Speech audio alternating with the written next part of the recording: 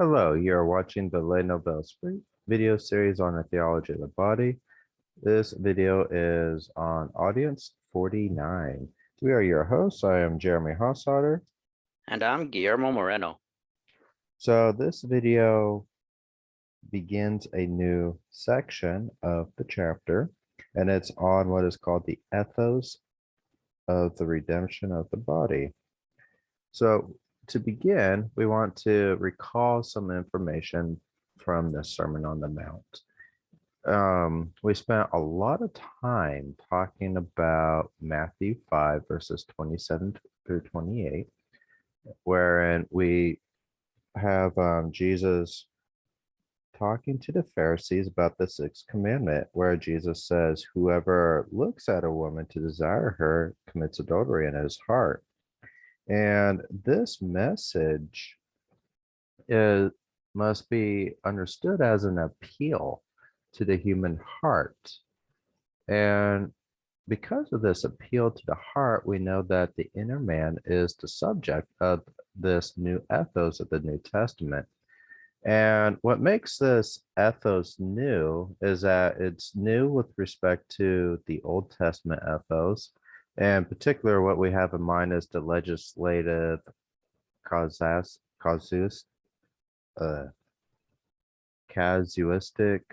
interpretation. Casuistic interpretation. Yeah, thank you, Carol. Of the moral law. And this legislative casuistic interpretation led to the encroachment of sin within the social structures of the Israelites and Jews. And what we have in mind in particular is the problem of polygamy, because polygamy was institutionalized. And polygamy is contrary to natural law, to God's vision for marriage as a monogamous relation. And secondly, it's new with respect to historical man, which is everybody that is in the state of original sin, from Adam and Eve to the present and everyone in the future. And this historical man is the man of concupiscence, the man who, because of original sin, suffers the threefold effects of concupiscence: the concupiscence of the flesh, the concupiscence of the eyes, and the pride of life. And so the ethos of redemption is new because it's something completely radical in with respect to concupiscence. It's a complete, total attitude change and disposition of the self and the heart towards reality and other people and the self, for that matter. And this newness of the New Testament ethos is universal. It is new to every single human person and the ethos of this redemption of the body. Guillermo, do you have anything else you'd like to add about our kind of intro comments here? Yeah, I might be jumping ahead a little bit, but in one of the articles, we see the notion of the new man. And the reason why I bring this up is because I appreciate the connotation that we Catholics, and I think Christians in general, have of the adjective new. We think of new covenant, but also new evangelization, and say the namesake of our website, the new spirit. JPII is pointing out this newness of life that is for new man. That's something that stood out to me. Yeah, no, I appreciate that. Yeah. There's something about just the gospel message that is new. Yes. And that newness, we have to recapture and relive it in our daily lives and present that newness to every new generation. Yes. Yeah, there's a we could say urgency behind the gospel message Oh because yeah. of this newness. Yeah. No, that's good thoughts to keep in mind. Thank you, Oh, Guillermo. oh, thank you. All right. So with this introduction to ethos redemption, we are going to start transitioning towards um, from Matthew 5 to actually the works of St. Paul. This audience will actually be our last sort of meditation on Matthew 5.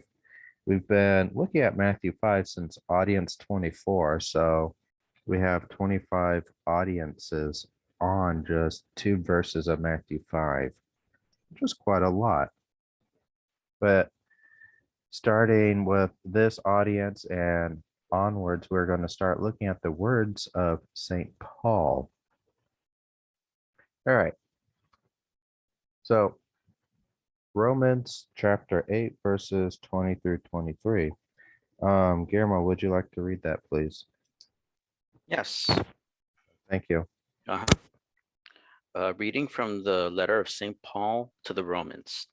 Creation was subjected to futility, not of its own will, but by the will of him who subjected it in hope, because the creation itself will be set free from its bondage to decay and obtain the glorious liberty of the children of God. We know that the whole creation has been groaning in travail together until now. And not only the creation, but we ourselves, who have the first fruits of the Spirit, groan inwardly as we wait for adoption as sons, the redemption of our bodies. The word of the Lord. All right. I think the first time I've read this, what really stuck out to me was that the whole of creation is groaning in travail as it too awaits the resurrection and the redemption of man. And that just really points to the impact of sin, how widespread it is, because now you have creation with man waiting for the redemption of man. So some key points about this text, we can see that there is a sort of dialectic between the slavery of corruption and the resurrection and the redemption of our bodies. And the entirety of creation shares in this desire for the redemption of the body. The entirety of creation is groaning in travail. And we can also note that our adoption as sons of God leads to the aspiration for redemption. We start to desire and want redemption through our adoption. We should desire that. Do you have anything you'd like to add about this text here, Guillermo? I do not. Okay. So because Matthew 5 is a little bit limited when it comes to this ethos of redemption, we are going to look elsewhere, namely some of the writings of St. Paul. However, we have to keep in mind that Christ is the fundamental point of reference for this, for morality, for the ethos of the redemption of the body. And so Christ's appeal to the beginning, which we talked about before, that only makes sense with the reality of redemption. And because it doesn't make sense to talk about, to appeal to the beginning, that is when Adam and Eve were created and in a state of original innocence. That is the state before they disobeyed God and fell into original sin. In the state of original innocence, that appeal to this state means there has to be a continuity. And that continuity could only make sense out if there is a redemption of man that captures the truths of original innocence. And so, even though historical man has fallen because of original sin, there is continuity. And that continuity only makes sense because of the reality of redemption. And so the redemption of the body is the reason that justifies Christ's appeal to the beginning. And the beginning hence possesses an indestructible meaning for man, of man. And this meaning is that thread of continuity. And if you're wondering just what is this beginning, we did talk about the content of the beginning in audiences 1 through 23. That's the entire first chapter of part 1.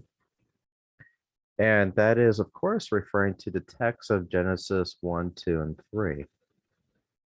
All right. So the goal of Christ here is to lead us to the fullness of justice through the heart. The heart has the inner condition, the inner criteria for the us to be able to experience the fullness of justice. There has to be a conversion within our hearts, a turning towards God, a turning towards love in order to have the fullness of justice. And it's in doing so that we live out the ethos of redemption. And so when we do all this will lead to us becoming a new man, the man of redemption.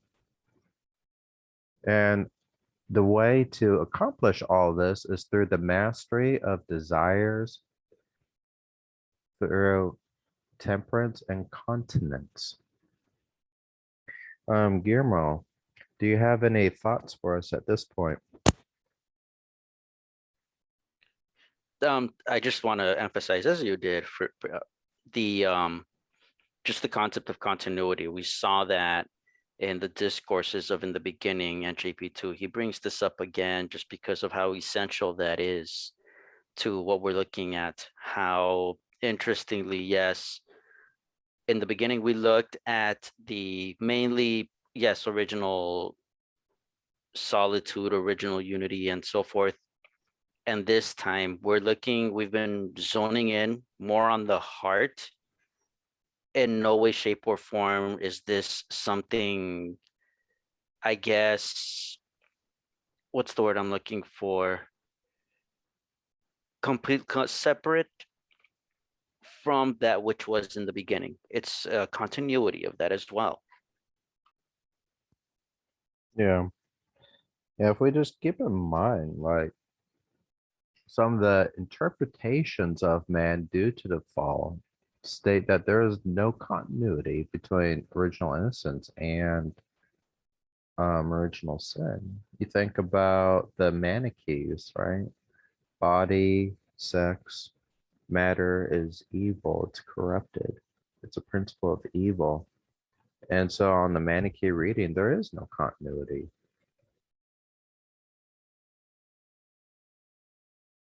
So there is a lot at stake with this principle of continuity.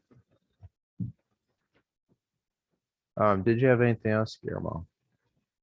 I do not. Okay. So temperance and continence. So some believe that temperance and continence entails that one will be left, quote, hanging in a void, end quote, of just like values and personhood.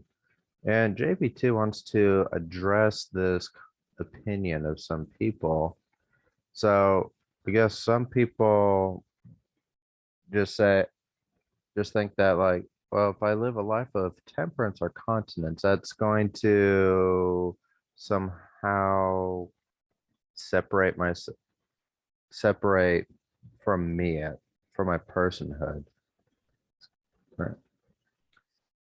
So I guess there's for some people would think, well, if I'm living according to temperance and continence, seems like I'm not really living out what my values are. I guess a lot of this sort of complaint or objection is a kind of an underlying relativism. Well, these these virtues don't fit within what it is I seek.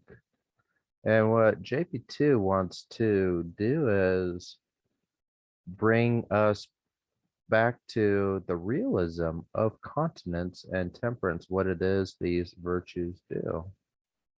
So if we respond to this objection of being kind of left in a void of value, JP2 wants to defend temperance and continence because self-mastery is a continence of desire that bounds the heart to value.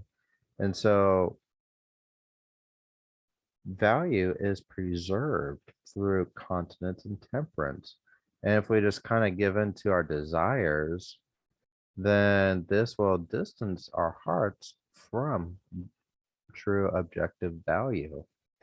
And so when we have self-mastery, it will confer and restore the value of the spousal meaning of the body, because that's what JP2 wants us to recognize as the spousal meaning of the body as part of that fundamental indestructible meaning from the beginning that we are called to defend and be guardians of as part of this ethos of redemption. And so self mastery will lead to the full experiencing of value, and this includes the value of the spousal meaning of the body. So it's quite the opposite of what some people will object to, with this kind of being left in a void.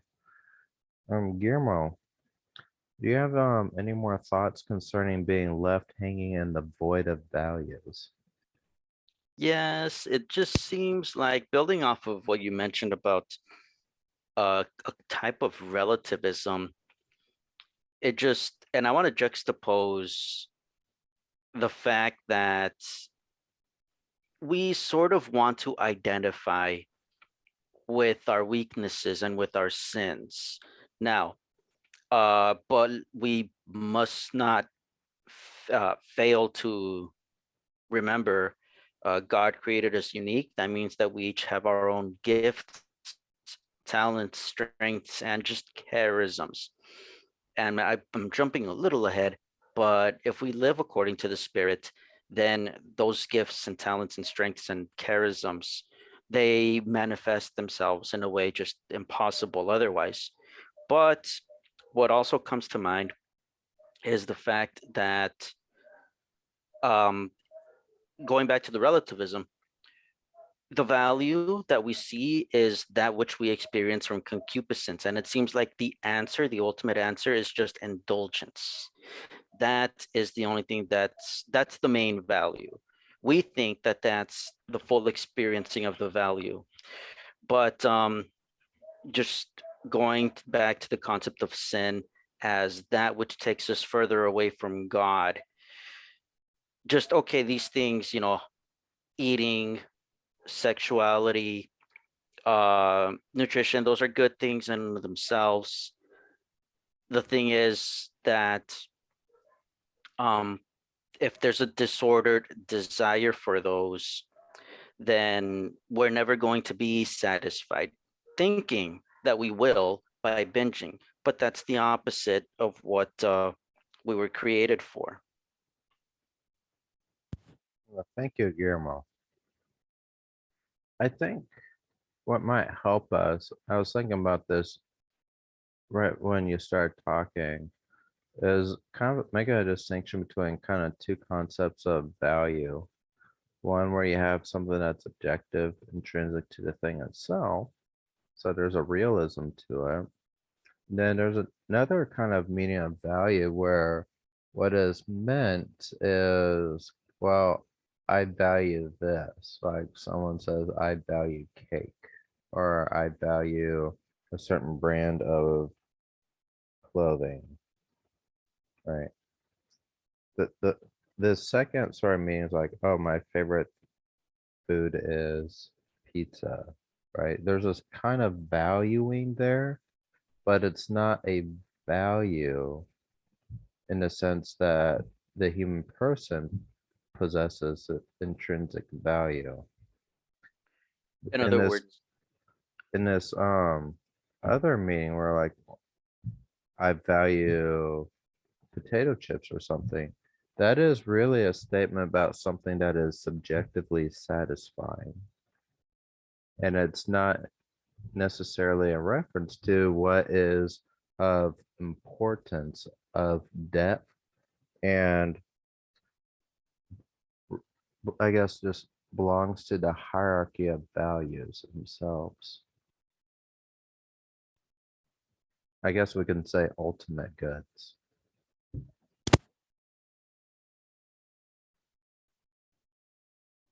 that's more so what I was going to allude to, or to refer to, I should say. There's a difference between, like you said, some things that we subjectively value that may or may not, that well, ideally are good in and of themselves. But then there's other things that are not material things that have subjective value, but rather goods that the human person can achieve, such as virtue, for example. Yeah.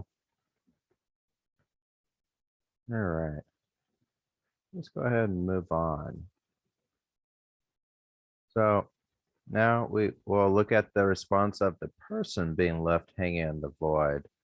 And I think we kind of see this sometimes, like when we talk to someone and we learn that they have this vice, and they say, well, I can't be me if I can't have this vice. And Guillermo mentioned this earlier. It's about how sometimes we get in this bad habit of identifying ourselves with our vices, of just so then when we have this call to virtue, it seems like that the person is kind of left hanging in the void. And JP2 notes that this impression occurs when one first performs kind of an act of self mastery, or when one has a habit of vice and is habituated to yielding to the concupiscence of the flesh. So it really takes some courage to break out of these patterns and start practicing self mastery. And so when we talk about continence and temperance, this will lead to experiencing one's own dignity and is a attestation of man's self dominion as his self rule, because he is now starting to master himself. And so key takeaway is continence and temperance leads to a fuller experiencing of yourself as a person, because now you get to possess yourself more, you master yourself. And so this will in fact fulfill what is essentially personal in man. And this will lead to the experience of the freedom of gift, of being able to give yourself freely to another person. So what this means then is continence and temperance, and this ethos of the New Testament, this redemption of the body, will lead to a fuller and deeper experience of ourselves as human persons. We have a new experience of ourselves. And so the ethos of redemption will be realized through self dominion and the temperance of values. The heart must ally itself with this ethos through what JP2 called an integral subjectivity. And I want to focus on that phrase, integral subjectivity, for a moment, because when we recall subjectivity, which we have talked about often before, it's referring to the personal center of man. It's referring to that which makes man a person. So we have self determination, the faculty of free will, we have reason, we have consciousness, knowledge, self awareness, all of these things, part of our human nature that make us persons. You take all of those things, and then you have our experiences, we have our emotions, we have our moods, our affections, We have our instincts and drives, our sensations, our perceptions. We have our imaginations. You take everything that is about man, it has to be integrated together with the heart in this ethos. The entire man is called towards this integration. And that is a wide sweeping vision of what this ethos entails. It entails a newness of integrating everything about ourselves as persons into a whole. That's what the ethos of redemption is about: integration, becoming a whole man. And that experience of that wholeness is a new experience because concupiscence and original sin is an experience of disintegration. You have the body rebelling against the soul, you have the person rebelling against God, you have rebellion at the metaphysical and social level, you have the rebellion between creation and man, because now man has to work and sweat for his food. Nature fights man, man fights God, man and woman fight each other, body fights spirit. And the ethos of redemption brings integration and healing and harmony. And so this ethos of redemption is an appeal and aspiration to virtue, to having a purity of heart, and to becoming perfect. And so what we'll have to look at is the task of understanding what is this concept of purity of heart. Guillermo, do you have anything else you'd like to add? I don't. All right. With that, I believe it's the end. And there it is, the end. Thank you for watching our video. If you have been enjoying our content, please subscribe to our social media, like, subscribe, comment. You can find us on Facebook, YouTube, and other things. Also, please consider making a financial donation. Your financial support goes towards our website maintenance and our ability to purchase new materials so that we can continue providing you all with great resources, such as this video series and our many articles on our website. All of our articles on our website are free, open access for everyone, for all of our readers. And you can also find our podcast there. Guillermo, do you have more information about our podcast? Yep. Now, in our other podcast series, we talk about a variety of topics such as trends in culture and politics, and we do so from a Catholic personalist perspective. You can listen to our podcast episodes on the Nouvel Esprit website. You would have to go under the media category and you will find a page for the podcast episodes. And then once there, you can listen to us there directly or locate us on buzzsprout.com. That's where we upload our podcast episodes as well. And you can listen to us there or use it to locate us in other popular podcast platforms such as Apple Podcasts, Google Podcasts, and Spotify. All right. In case you got lost with all the social media we have, you can just simply go to nouvelesprit.com/subscribe. There we have our podcast information, where it's distributed: Facebook, YouTube, Patreon, PayPal. It is all there.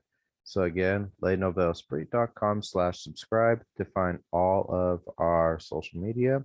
And you can also sign up for our mailing list there as well. Do you have anything else to add, Guillermo? I would just like to ask our viewers and listeners to keep us and our mission in your prayers. Yes, please remember to pray for us. We are in gratitude for your prayers. And with that, we will see you next time. Bye, everyone. God bless.